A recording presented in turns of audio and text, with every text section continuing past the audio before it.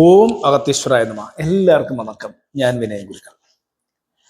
മന്ത്രവാദികൾ വെറും ദുഷ്ടന്മാരാണ്.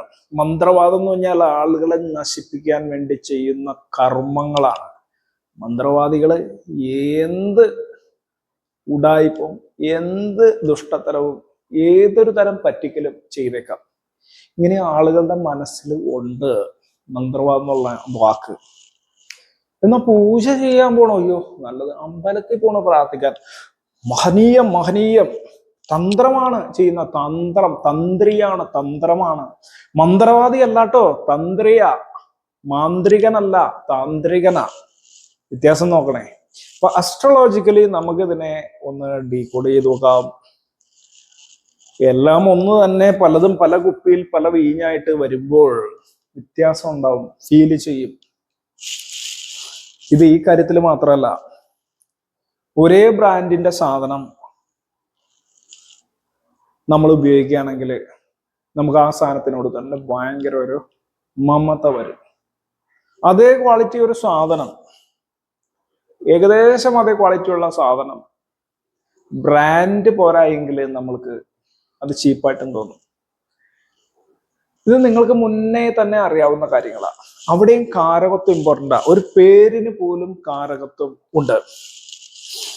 ഞാനൊരു ഉദാഹരണം പറയണമെന്ന് വിചാരിച്ചായിരുന്നു. നമ്മൾ വാച്ചുകളൊക്കെ ഉപയോഗിക്കുന്നു. വാച്ചസ് ഏറ്റവും ഫേമസ് ആയിട്ടുള്ള ഒരു ബ്രാൻഡ്, ഞാൻ പേര് പറയുന്നില്ല. That may lead to some type of copyright issues.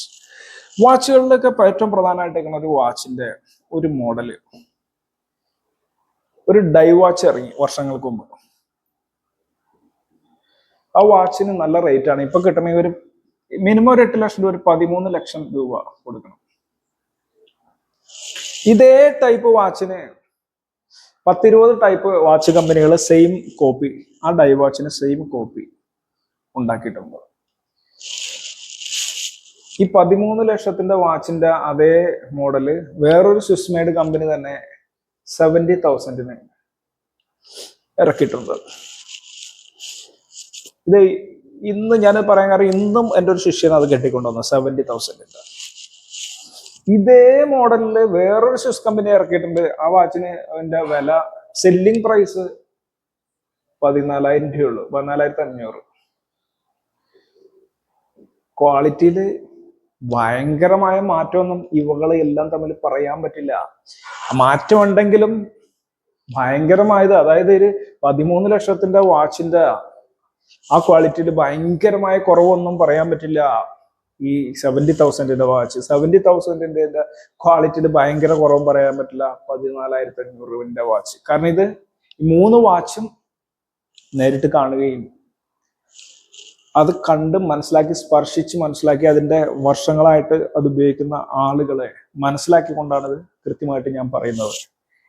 പക്ഷെ ഇവിടെ ബ്രാൻഡ് നെയിം, ആ 13 ലക്ഷത്തിന്റെ വാച്ച് ബ്രാൻഡ് നെയിമും ഇതിന്റെയും തമ്മിൽ, ഇത് എന്ന് പറയുമ്പോൾ സ്വിറ്റ്സർലൻഡ് മെയ്ഡ് വാച്ച് ഒക്കെയാണ്.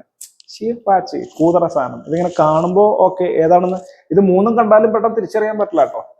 പെട്ടെന്ന് ഇങ്ങനെ കണ്ട്, എന്നിട്ട് കിട്ടുന്ന ആൾ പറയണം ദിസ് ഈസ് ദിസ് വാച്ച് എന്ന് പറയുമ്പോൾ ആ കിട്ടുന്നവന് കിട്ടുന്ന ഒരു കോൺഫിഡൻസും പറയുന്നവന് കിട്ടുന്ന ഒരു കോൺഫിഡൻസും ഒക്കെ, ഈ കെട്ടിട്ട് പറയുന്നവന് കിട്ടുന്ന ഒരു കോൺഫിഡൻസ് വേറെയാണ്.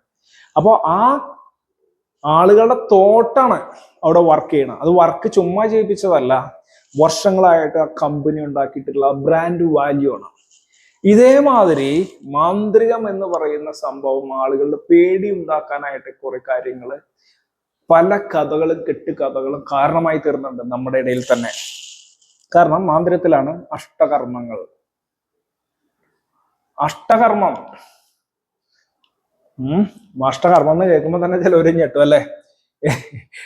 ശാന്തം, വശ്യം, മോഹനം, ആകർഷണം, ഉച്ചാടനം, ഭേദനം, മുഖമുദ്രണം, മാരണം മുതലായ കർമ്മങ്ങൾ എന്നൊക്കെ പറയുമ്പോ പേടിക്കും. അത് തന്നെയാണ് ഇത് ഇങ്ങനെയൊക്കെ ഇതിലുണ്ട് എന്നുള്ള ചിന്തയാണ് വരുന്നത്. എന്നാൽ മാന്ത്രികൻ എന്ന് പറയുന്ന ആൾക്ക് ഇതെല്ലാം അറിഞ്ഞുകൊള്ളണമെന്ന് ഇല്ല. താന്ത്രികം എന്ന് പറയുമ്പോഴും ഇതൊക്കെ തന്നെ അതിലുണ്ട്.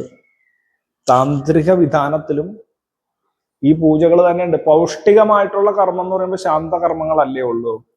വശീകരണം വേണമെങ്കിൽ ധനത്തേക്ക് വശീകരിക്കാനോ വിജയത്തെ ആകർഷിക്കാനോ ഒക്കെ ആണെങ്കിൽ കുഴപ്പമില്ല.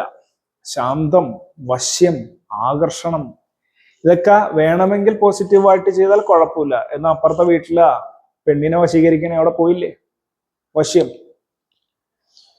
മാരണം, ഒരു ദുഷ്ടനെ കൊല്ലുകയാണെങ്കിൽ വലിയ പ്രശ്നമുണ്ടോ? ദുഷ്ടൻ പല കുഴപ്പങ്ങൾ ഉണ്ടാക്കി വെച്ചിട്ട് ജീവിക്കാൻ സമ്മതിക്കുന്നില്ല, അവനെ കൊല്ലുക എന്നുള്ളത് നിയതിക്ക് ഓപ്പോസിറ്റ് ആണോ? അപ്പൊ മാരണം അത്തരത്തിൽ നോക്കുമ്പോൾ കുഴപ്പമാവോ? ഉച്ചാടനം, നമ്മളെ ഒരുത്തൻ ഒരു രക്ഷയില്ലാണ്ട് ഉപദ്രവിച്ചുകൊണ്ടിരിക്കണം ചുറ്റും നിന്ന്, നമ്മളെ ജീവിക്കാൻ സമ്മതിക്കാന്നില്ലെങ്കിൽ അവനെ ഇവിടെ നിന്ന് നാട് കടത്തി പറപ്പിച്ചാൽ, ഉച്ചാടനം ചെയ്ത് ദൂരേക്ക് അയച്ചാൽ കുഴപ്പമുണ്ടോ? ഭേദനം, രണ്ടു പേര് തമ്മില് ഇല്ലിസിറ്റ് റിലേഷൻഷിപ്പാ. അപ്പുറത്തെ വീട്ടിലെ ചേട്ടന്റെ ഭാര്യയും ഇപ്പുറത്തെ വീട്ടിലെ ചേട്ടനും തമ്മിൽ ഇല്ലിസിറ്റ് റിലേഷൻഷിപ്പാണ്. അപ്പൊ അത് കണ്ടിട്ടുള്ള ആ ഇപ്പുറത്തെ വീട്ടിലെ ചേട്ടൻ എങ്ങനെയെങ്കിലും ഇവനെ രണ്ടുപേരും ഒന്ന് ഒഴിവാക്കണം എന്ന് വിചാരിച്ച് ആ വിചാരം തന്നെ പ്രശ്നമാണ്. അപ്പൊ ഭേദനം എന്ന് പറഞ്ഞ കർമ്മം ആ സമയത്ത് ചെയ്യണോണ്ട് പ്രശ്നമുണ്ടോ? ധനം വരട്ടെ, ബിസിനസ് കൂടട്ടെ എന്ന് വിചാരിച്ചിട്ട് ആകർഷണം ചെയ്യണോണ്ട് പ്രശ്നമുണ്ടോ? കസ്റ്റമർ കൂടുതൽ വരട്ടെ എന്ന് വെച്ചാൽ കസ്റ്റമർ വശീകരിക്കണോണ്ട് പ്രശ്നമുണ്ടോ? ഇതൊക്കെ തന്നെയല്ലേ എല്ലാവരും ചെയ്യുന്നത്.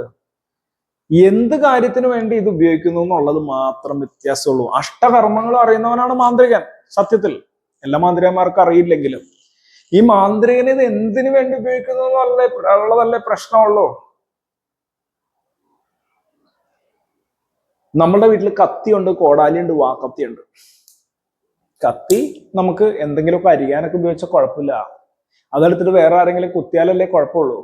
അപ്പൊ മാന്ത്രികം പക്ഷെ തെറ്റിദ്ധരിക്കപ്പെട്ടിരിക്കുകയാണ്. മാന്ത്രികത്തിലെ ഇത് കേൾക്കുമ്പോ തന്നെ പേടിക്കും, മാരണം, ഒരു കുഴപ്പമില്ലാത്തവനെ കൊല്ലും എന്നൊക്കെ ചിന്തിക്കണം. പക്ഷെ മാന്ത്രികം പഠിപ്പിക്കുമ്പോ തന്നെ ഗുരുക്കന്മാര് സത്യം ചെയ്ത് വാങ്ങും. എന്ത്?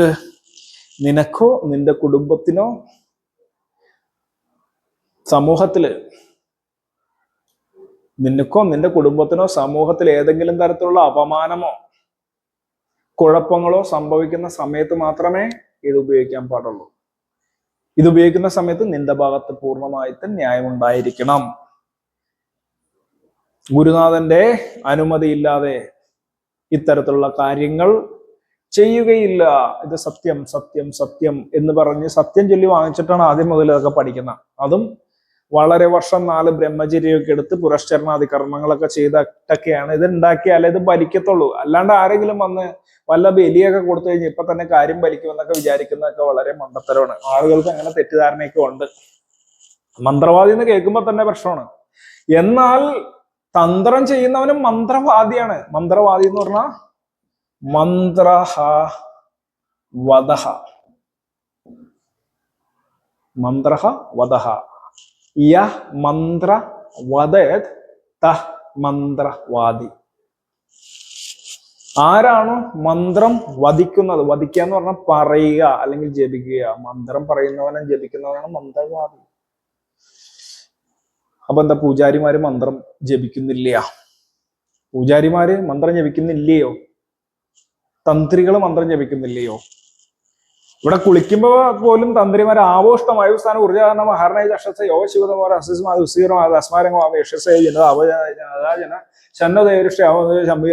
ഇങ്ങനെയൊക്കെയുള്ള മന്ത്രങ്ങളൊക്കെ ചൊല്ലി തളിച്ചാ വിളിക്കണ മന്ത്രവാദി. അങ്ങനെയൊക്കെ തന്നെ ദതിക്രോണ ആകാരിഷം ജിഷ്ണോസ് വായന സുരവനമുഖാര പ്രഭ ആഴ്ചാംസം ഇങ്ങനെയൊക്കെയുള്ള മന്ത്രങ്ങളൊക്കെ ചൊല്ലിയിട്ട് തളിച്ചിട്ടാ കുടിക്കണ അല്ലേ? ഇനി മാന്ത്രികന്മാരെന്ത് ചെയ്യും? കുറച്ചും കൂടി സ്നാനം ചെയ്യുമ്പോ പ്രാണ അപാന വ്യാനോ ദാനമേ ശുദ്ധ്യന്താം ജ്യോതിരഹം വിരജ വിവാപ്മാം ഭൂയാം സാം സ്വഹ ശിരപ്പാണി പാദ പാർഷ ഇങ്ങനെ പറയുന്ന മന്ത്രങ്ങളും ഒക്കെ ജപിച്ച് തളിച്ചിട്ട് ഇത് സെയിം പ്രവൃത്തി തന്നെയാണ് ഇവരുടെ ബേസ്, ഫൗണ്ടേഷൻ. ഇനി കുളാചാരപ്രകാരമാണെങ്കിലാ മാന്ത്രിക ബന്ധനങ്ങളും ശുദ്ധികളും മനഃശുദ്ധിയും ശരീരശുദ്ധിയും എന്തിന് ആഹാരശുദ്ധിയും. നോൺ വെജ് കഴിച്ചു കഴിഞ്ഞാൽ അതിനുള്ള മന്ത്രങ്ങളൊക്കെ ചൊല്ലി അതും കർമ്മം ചെയ്യുമ്പോൾ എപ്പോഴും പൂണൂലിട്ട് നടക്കാത്തവൻ പൂണൂൽ മന്ത്രം ചൊല്ലി പൂണൂലിട്ട് പൂണൂൽ വീടൽ മന്ത്രം ചൊല്ലി പൂണൂൽ വീടി ഇങ്ങനെയൊക്കെ അല്ലേ പൂജകളൊക്കെ നടത്തുക. ഇവര് രണ്ടുപേരും ചെയ്യുന്ന പ്രവൃത്തികൾ ഏകദേശം ഒന്നാണെങ്കിലും പേര് വ്യത്യാസമാണ്, ചെയ്യുന്ന മെത്തേഡ് മാത്രം വ്യത്യാസമുള്ളൂ.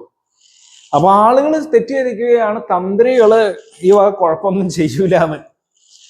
എൻ്റെ ഇടയിൽ ശത്രുദോഷം ഉണ്ടെന്നും പറഞ്ഞിട്ട് നമുക്ക് വേണേ ഞങ്ങൾ തിരിച്ചു വിടാമെന്നും പറഞ്ഞിട്ട് താന്ത്രിക കർമ്മം ചെയ്യുന്നവരും ഇത്തരത്തിലുള്ള ഉച്ചാടനാദി കർമ്മങ്ങളൊക്കെ ആവശ്യമില്ല ചെയ്യാറുണ്ട്. കാരണം ഹോമാചാരത്തിൽ തന്നെ, തന്ത്രത്തിലെ ഹോമാചാരത്തിൽ തന്നെ മന്ത്രം സംഭുടമായിട്ട് ജപിച്ചാൽ ഇന്ന ഫലം. അതായത് ഒരു മന്ത്രം ഇപ്പൊ നമ്മള് ജപിക്കുന്ന സമയത്ത് ആളുടെ പേരും സാന്ധ്യനാമവും കൂട്ടി ജപിക്കുമ്പോൾ ഇപ്പൊ ഹോരഹോരഹോരഭ്യോ ഘോരഘോരധരേഭ്യോ എന്നൊക്കെ പറഞ്ഞുള്ള മന്ത്രം ആയാലും, ഇനി മൃത്യുഞ്ജയ മന്ത്രമാണെങ്കിൽ ഉർവാരൊരു ബന്ധന മൃത്യുമുഷിയാമൃത എന്ന് പറയുന്ന മന്ത്രമാണെങ്കിൽ, ഞാൻ ഇങ്ങനെ ഈ മന്ത്രം ചൊല്ലുമ്പോൾ കൃത്യമായിട്ട് ചൊല്ലാത്തത് ചൊല്ലാൻ പാടില്ലാത്തതുകൊണ്ട് മാത്രം കേട്ടോ, പടപടാന്ന് ചൊല്ലണം.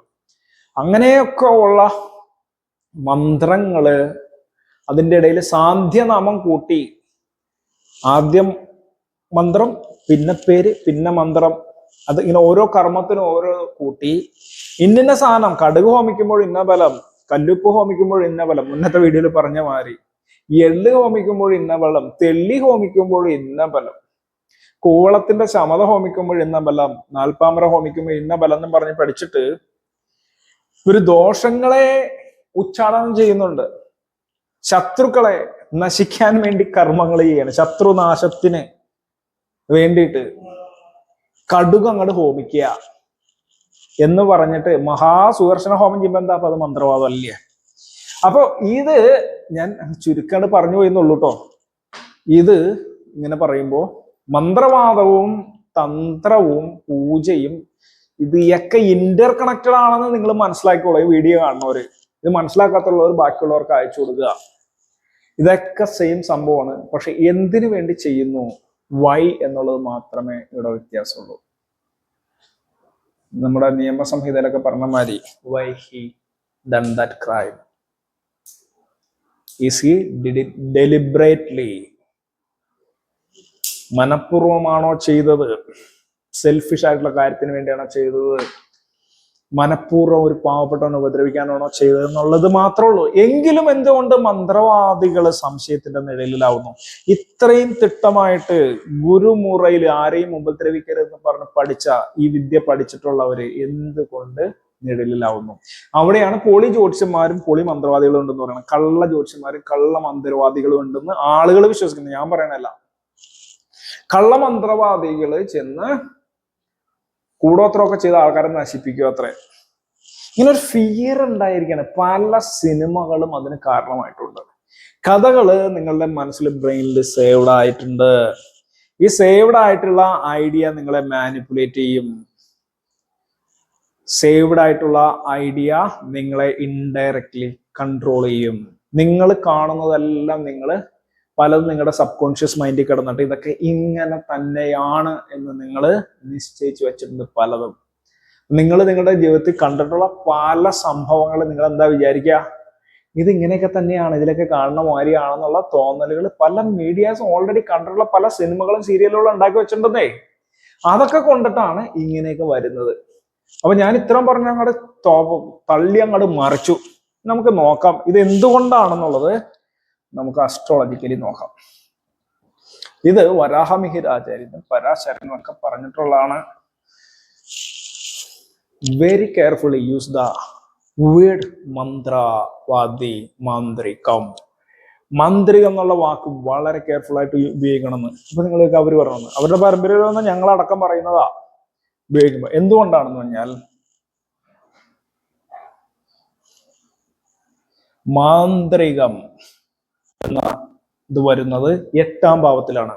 കാലപുരുഷന്റെ 8ാം ഭാവം ചൊവ്വയാണ്. മാന്ത്രികം എന്നത് വരുന്നത്, മാന്ത്രികം എന്ന വാക്ക് എവിടെയുണ്ടോ, മന്ത്രവാദി എന്ന് പറയുന്ന വാക്ക് എവിടെയുണ്ടോ അത് ജ്യോതിഷത്തിൽ കണക്കാക്കുന്ന 8ാം ഭാവം കൊണ്ടാണ്. അത് 8ാം ഭാവത്തിന്റെ എനർജിയാ. 8ാം ഭാവം എന്താ? സർവപ്രണാശോ വിവിധ അപവാദോ ഹേതു പ്രദേശോ മരണസ്യ ദാസ്യം. ചുരുക്കി പറഞ്ഞാൽ ഇനി കുറെ പ്രമാണങ്ങളുണ്ട്. സർവപ്രണാശവും ഭയങ്കരമായ പ്രണാശങ്ങൾ, ഭയങ്കര കുഴപ്പങ്ങൾ ഉണ്ടാക്കും. അപവാദങ്ങൾ, വിവിധ അപവാദങ്ങൾ ഉണ്ടാക്കും. ഏത് പ്രദേശമോ കാരണമായിരിക്കുന്ന പ്രദേശമെന്ന് എന്തെങ്കിലും കുഴപ്പം അവിടെ സംഭവിച്ച മന്ത്രവാദിയുടെ മേത്തേക്ക് വരാൻ സാധ്യതയുണ്ട്. മരണസ്യദാസ്യം ഇത് ഇവിടെ മാത്രമല്ല കേട്ടോ, ലോകത്തിന്റെ പല ഭാഗത്തും വിസാർഡ്സും വിച്ചസും തൂക്കിലേറി കത്തിക്കപ്പെട്ട് കൊല്ലപ്പെട്ടിട്ടുണ്ട് പലയിടത്തും. അതുകൊണ്ട് മന്ത്രവാദം ബോർഡൊക്കെ വെക്കാല് മന്ത്രവാദം എന്ന് പേരിട്ട് കഴിഞ്ഞാൽ പിന്നെ ജന്മത്ത് പോലെ മക്കളെ ഇതൊന്നും ചെയ്യണ്ടാവില്ല, പാവം ആരെങ്കിലും ഒക്കെ ആയിരിക്കും. അപ്പൊ മാന്ത്രികം മന്ത്രവാദി എന്ന് പറഞ്ഞാൽ ഈ 8ാം ഭാവമായതുകൊണ്ട് ഭാവത്തിന് ഇന്റർ കണക്ടിവിറ്റി ഉണ്ട് എന്ന് പറഞ്ഞാല് ഇത് തിടീർ അധിഷ്ഠമാണ്. മന്ത്രവാദം ചെയ്യുന്നവന് എന്ത് കിട്ടും? തിടീർ അധിഷ്ഠം കിട്ടും. തിടീർ എന്ന് പറഞ്ഞാൽ പെട്ടെന്നുള്ള, അധിഷ്ഠം എന്ന് പറഞ്ഞാൽ ഭാഗ്യം. പെട്ടെന്നുള്ള ഭാഗ്യം വന്നേക്കാം, മറ്റുള്ളവന്റെ കയ്യിലിരിക്കുന്ന പണം വന്നേക്കാം, മറ്റുള്ളവൻ അത്യാഗ്രഹം കൊണ്ട് ചെലവാക്കുന്ന പണം 8ാം ഭാവത്തിൽ വന്നു ചേരും. മറ്റുള്ളവന്റെ പണം എന്ന് പറഞ്ഞാൽ 7ാം ഭാവം എന്ന് പറഞ്ഞാല് നമ്മുടെ മറ്റുള്ളവരാണ്, നമ്മുടെ എതിരിയോ നമ്മുടെ മുന്നിലിരിക്കുന്ന കസ്റ്റമറോ അവന്റെ പണമാണ് 8ാം ഭാവം. അത് നമുക്ക് കിട്ടും. കിട്ടുകയും ചെയ്യുന്ന പറഞ്ഞു കഴിഞ്ഞാൽ കാലപുരുഷന്റെ ലഗ്നവും ഒന്നാണ്. മന്ത്രവാദി തന്നെ മാന്ത്രികനാണെങ്കിൽ അവൻ ചൊവ്വയായിരിക്കണം, അവന്റെ 8ാം ഭാവവും ചൊവ്വയായിരിക്കണം. ചൊവ്വയുടെ കർമ്മങ്ങളാ ഖണ്ഡിക്കുക, മുറിക്കുക, കീറുക, ചാടിക്കുക, ഭേദിക്കുക, ഇതെല്ലാം ചൊവ്വയുടെ കർമ്മം. അപ്പൊ എന്തുകൊണ്ടാണ് പൂജ എന്ന് പറയുമ്പോ കുഴപ്പമില്ലാത്ത പൂജ, തന്ത്രം ഇനി വേണ്ട, അമ്പലം പൂജ എന്താന്ന് മനസ്സിലാക്കണം ഞാനിവിടെ എഴുതിയപ്പോ അല്ലെ. തന്ത്രം എന്ന് പറയുമ്പോൾ ഈ 5ാം ഭാവത്തെ കൊള്ളിച്ചു വരും. 8ാം ഭാവമില്ല, 5 പുരാതനമായിട്ടുള്ള, നിങ്ങൾക്കറിയാമല്ല, പ്രജ്ഞാമേധ, പ്രതിഭ, വിവേക, ശക്തി, പുരാതനം, പുണ്യം, മന്ത്ര, അമാത്യ, സ്തനൂജ, പഞ്ചമത, സൗമനശല ചിന്ത എന്ന് പറയുന്നതില് മാന്ത്രികം 8ാം ഭാവത്തിൽ പോയെങ്കിലും മന്ത്രം വെച്ച് ചെയ്യുന്ന പൂജാതി കർമ്മങ്ങള്, താന്ത്രിക കർമ്മങ്ങള്, പാരമ്പര്യമായിട്ട് ചെയ്യുന്ന പൂജാവിധികൾ, അമ്പലത്തിൽ ചെയ്യുന്ന കർമ്മങ്ങളൊക്കെ 5ാം ഭാവത്തിലും 9ാം ഭാവത്തിലുമാണ് ഇരിക്കുന്നത്. 5ാം ഭാവം ചന്ദ്രനാണ്. ആളുകളൊക്കെ ഇവനെ കണക്കാക്കും പാവം പിടിച്ചവൻ, ചന്ദ്രനല്ലേ, സ്ത്രീയെ പോലെ ഈർമല്യമുള്ളവൻ, മുഖം പത്മദളാകാരം, വാക്ചന്ദ്രന ശീതളം, മനോ വഹ്നി സന്തപ്തം. ദുഷ്ടലക്ഷണം പറഞ്ഞല്ല കേട്ടാ, ചന്ദ്രനെ പോലെയുള്ള മുഖമുള്ളവനായിരിക്കും ദുഷ്ടലക്ഷണം ഉള്ളതെന്ന് വരെ മറ്റേ ഇതിൽ പറഞ്ഞിട്ടുണ്ട്, ഇപ്പൊ ഞാൻ ചൊല്ലിയ പ്രമാണം അനുസരിച്ചിട്ട്. അപ്പൊ ചന്ദ്രന്റെ കാരകത്വമാണ് എന്തിന്, പൂജാതി കാര്യങ്ങൾക്കൊക്കെ. ആ ഒരു ഇതില് പൂജ എന്ന് പറയുമ്പോ ചന്ദ്രൻ ആള് ഭയങ്കരനാണ് കേട്ടോ, ഭയങ്കരനാണ്. പാവം പിടിച്ച ആള്, പാവം പിടിച്ച പൂജാരിയെ യുവമാരായിരിക്കും ചിലപ്പോൾ ഏറ്റവും വലിയ പ്രശ്നം ഉണ്ടാക്കുന്നത്. പക്ഷെ ആ വാക്ക് അങ്ങനെയായിരിക്കും എത്തുക. ഇവിടെ അമ്പലം, ക്ഷേത്രകാര്യങ്ങൾ ചെയ്യുന്ന പുരോഹിതൻ, ക്ഷേത്രത്തിലെ പൂജാരി, മന്ത്രവാദിയാണെങ്കിൽ ക്ഷേത്രത്തിൽ പൂജ ചെയ്യുന്നുണ്ടെങ്കിൽ അവന്റെ വില മാറും. വ്യാഴമായി കണക്കാക്കും ആളുകള്, ഇവനെ ഉപദേശകനായിട്ട് കണക്കാക്കും, ഗുരുവായിട്ട് വരെ കണക്കാക്കും. ഉപദേശം ചോദിക്കാൻ വേണ്ടി ചെല്ലും, ഇവനെ വ്യാഴമായിട്ട് കണക്കാക്കും ആളുകള്. കാരണം കാലപുരുഷന്റെ 9ാം ഭാവത്തില് വന്നേക്കണം. വ്യാഴമായിട്ടും ഗുരുവായിട്ടും എല്ലാ എല്ലാവരാലും ഗുരുവായിട്ട് കണക്കാക്കുന്നവനായിട്ടും പ്രശംസിക്കപ്പെടുന്നവനായിട്ടും വില വെക്കപ്പെടുന്നവനായിട്ടും മഹനീയനായിട്ടും കണക്കാക്കും. വ്യാഴത്തിന്റെ കാരകത്വം. ഇവിടെ ചന്ദ്രൻ പാവമായിട്ട് കണക്കാക്കും, എല്ലാവർക്കും നന്മ ചെയ്യുന്നതും ഒക്കെ ആയിട്ട് കണക്കാക്കും. ഇവിടെ ചൊവ്വയെ ആളുകൾ പേടിക്കും, ചൊവ്വയുടെ കാരകത്വത്തെ ആളുകൾ പേടിക്കും.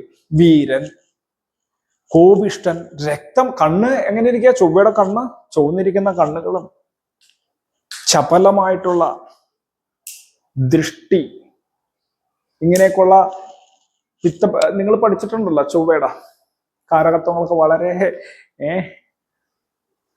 വക്രൻ. ഞാൻ മുന്നേ പ്രമാണം പറയില്ലേ, നാട്യുച്ചാങ്കോ എന്ന് പറയുന്ന ഇതും ക്രൂരദൃഷ്ടി ഒക്കെ പറയുന്ന കാര്യങ്ങള് നിങ്ങൾ 2ാം അധ്യായത്തില് ഖോരയിൽ പഠിച്ചിട്ടുള്ള കാര്യങ്ങളെയൊക്കെ കൊണ്ട് അങ്ങനെ കണക്കാക്കും, ചൊവ്വയായിട്ട് കണക്കാക്കും. അപ്പൊ ഈ വേട് നിങ്ങൾ എവിടെയെങ്കിലും കേട്ട് കഴിയുമ്പോൾ നിങ്ങൾക്ക് നിങ്ങളുടെ മനസ്സിൽ ചൊവ്വയായിട്ടാണ്, ഭീതിയാണ് പറഞ്ഞത്. ചൊവ്വയെ പലർക്കും പേടിയാണ് ഗ്രഹങ്ങളിൽ. അപ്പൊ നിങ്ങൾക്ക് സ്വാഭാവികമായിട്ട് പേടി വരും ഈ വാക്കുകൾ കൊണ്ട് തന്നെ. അപ്പോൾ ഇതൊക്കെ ഇന്റർ കണക്റ്റഡ് ഓഫ് കാരകത്വം പറഞ്ഞു വരുന്ന ജ്യോതിഷ പഠിതാക്കൾക്ക് വേണ്ടിയിട്ടാണ് ഞാൻ മെയിൻ ആയിട്ട് ഈ വീഡിയോ ചെയ്യുന്നത്. ജ്യോതിഷം പ്രാക്ടീസ് ചെയ്യുന്നവർക്കും it may be helpful if you think. If you get something from my videos I am grateful. അപ്പൊ ഇത്തരത്തിലെ കാരകത്വങ്ങളെ മാറുന്നത് കൊണ്ട് മാന്ത്രിക മന്ത്രവാദി എന്നൊക്കെ പറയുമ്പോൾ ഭയങ്കര പേടിയോടുകൂടി ചിന്തിക്കും. എന്തെങ്കിലും ഒരു പ്രശ്നം ഉണ്ടാവുന്ന സമയത്ത് ആളുകള് ആ ജ്യോതിഷൻ എന്ന് പറയില്ല, മന്ത്രവാദി മാന്ത്രികമായ കർമ്മങ്ങൾക്ക് ഉപയോഗിച്ചിരിക്കുന്നുവോ എന്ന് പറയുമ്പോ തന്നെ ചൊവ്വ അങ്ങനെയൊക്കെ ചെയ്തിട്ടുണ്ടാവോ എന്ന് ആളുകൾ പേടിക്കും. ഇതൊക്കെയാണ് കാരകത്വം മനസ്സിലാക്കിയിട്ട് ഓരോന്നിനും ഓരോ വാക്കുകൾ വരികയും ഓരോ വാക്കിന് പോലും കാരകത്വം ഉണ്ടെന്ന് പറയുകയും. അതാണ് തെറി വാക്കുകൾക്ക് രാഹുവിന്റെ കാരകത്വം ഉണ്ടെന്ന് പറഞ്ഞ മാതിരി ചില വാക്കുകൾക്ക് ചൊവ്വയുടെ കാരകത്തുള്ള വാക്കിന് എന്ത് പവർ ഉണ്ടാവും എന്നാലോചിക്കുക. ചന്ദ്രന്റെ കാരകത്തുള്ള പൂജ, അമ്പലം, കൊള്ളാം. വ്യാഴത്തിന്റെ കാരകത്തുള്ള പ്രമാണി, പൂജാരി, ഇത്തരത്തിൽ വരുമ്പോൾ എന്ത് മാറ്റം ഉണ്ടാവും എന്നൊക്കെ നിങ്ങൾക്ക് ഈ വീഡിയോയിലൂടെ മനസ്സിലായെന്ന് വിചാരിക്കുന്നു. ഇന്നേക്ക് ഇത്രയുള്ള എല്ലാവർക്കും ഒരിക്കൽ കൂടി വണക്കം. ഓം അഗസ്ത്യേശ്വരായ നമഃ.